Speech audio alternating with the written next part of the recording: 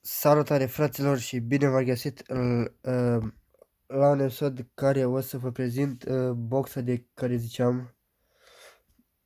Una mică, na, să asculti când ai timp.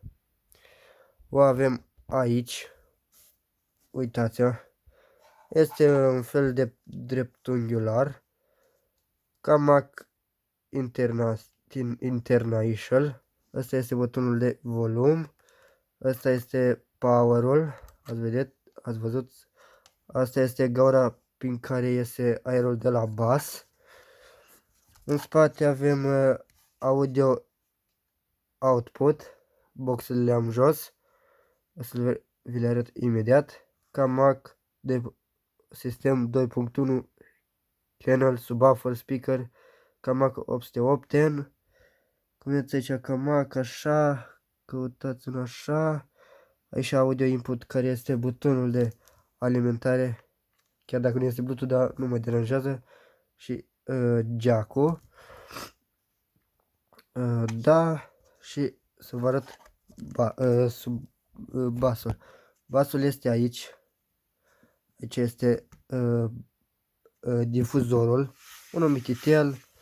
Este acoperit de plasa asta de, cum să zic, de, nu știu cum să zic, de ceva material, nu știu cum să zic. Cam atât, n-am ce să vă prind în altceva. Revin după ce o să aduc boxele. După cum vedeți, astea sunt boxele mici. Tot de la Kamac. Kamac 810. Îs lungi, micuțe, frumos, portabile. Ce cred că este aerul, cred. Aici este un fel de difuzor mititel. Asta arată tot la fel. Da. Aici tot cu audio input, tot așa jack, care se bagă aici. Aici. O să revin după ce acum o să băgăm în priză. Stați puțin. O să o băgăm în priză. Să facem un test bas. Eu mi-am place basul. Așa. Să băgăm în priză. Butonul de power. Așa. Revin după ce să iau un telefon. Iată, am adus Redmi-ul lui mama. Un Redmi 9C. O să punem muzică pe el. Conectăm jack-ul. Perfect. O să intrăm pe YouTube. Să punem un neceseu. Așa. Căutăm un neceseu.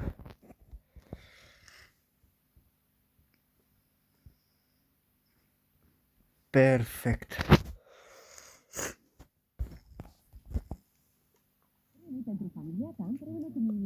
Așa se aude fără boxele astea mici.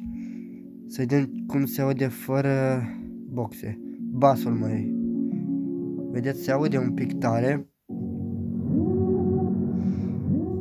Asta este basul. Vibrează acum. Să vedem, aici este full.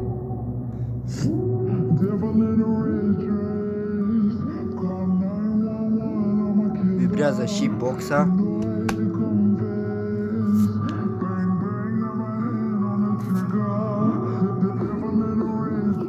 O să pun așa culcată. Stați să pun asta așa. Ia auziți.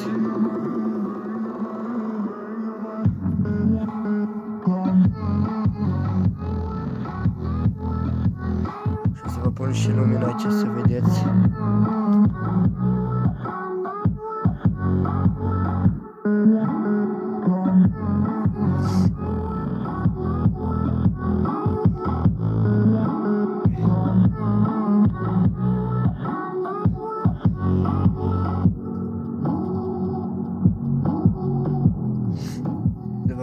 se mișcă.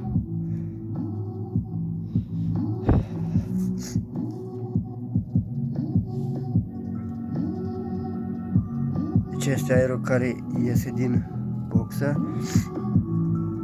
Să punem pe ăsta.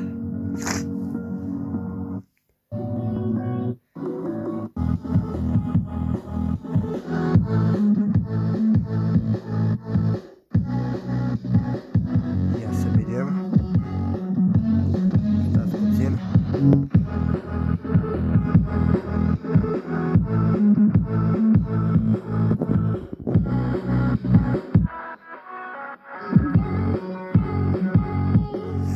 Da, deci are puțin bas, nu exagerat, dar nici nu trebuie exagerat.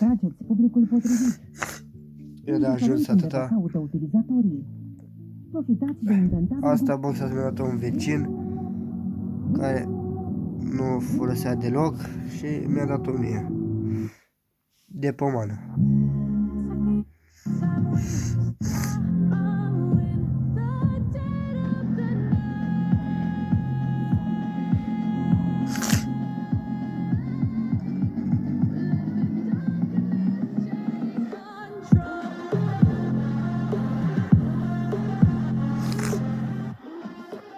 Acum oprim să conectăm și astea la anteboxe. Perfect. Continuăm, le punem aici. Mă scuzați puțin. Atât. Să vedem acum. O să audă cam tare puțin. Așa se aude.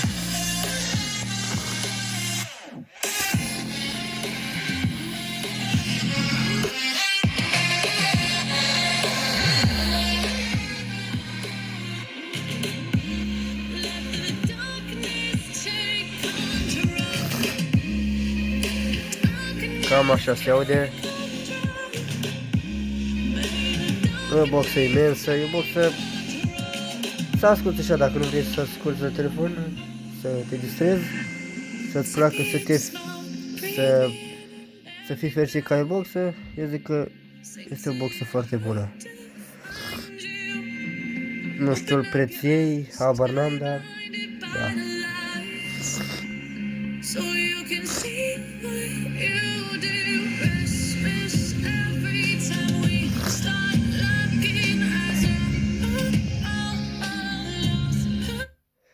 Ia să vedem la muzica asta.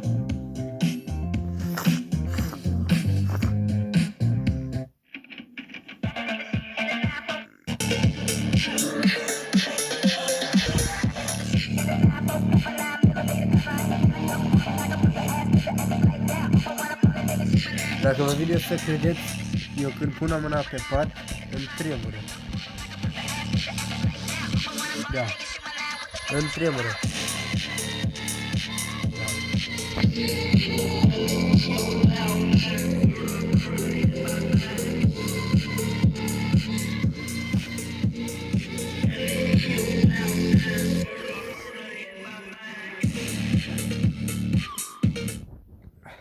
Cam atât a fost cu prezentarea asta. Nu e o mare chestie. Box așa de... Da, să fii fericit ca e o boxă.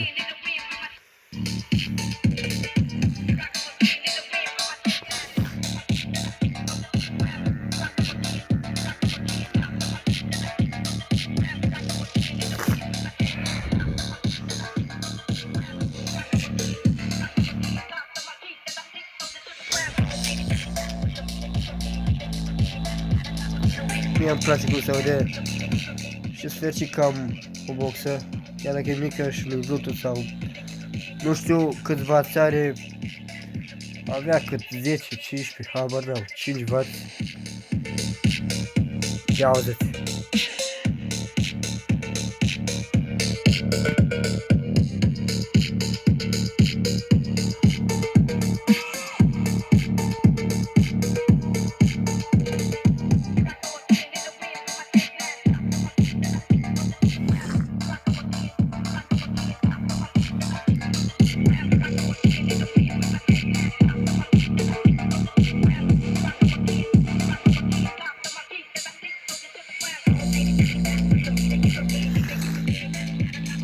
cam atât a fost cu prezentarea asta. Dacă vă place, dacă nu, dați un like, un subscribe. Abonați-vă la canalul meu.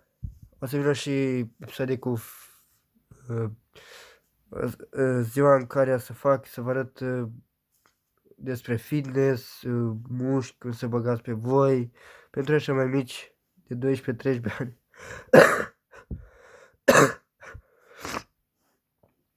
De 12 ani, 13. Dacă vă place, dați un like, un subscribe. Vreau la canalul meu pentru a face cât mai repede 100 de abonați.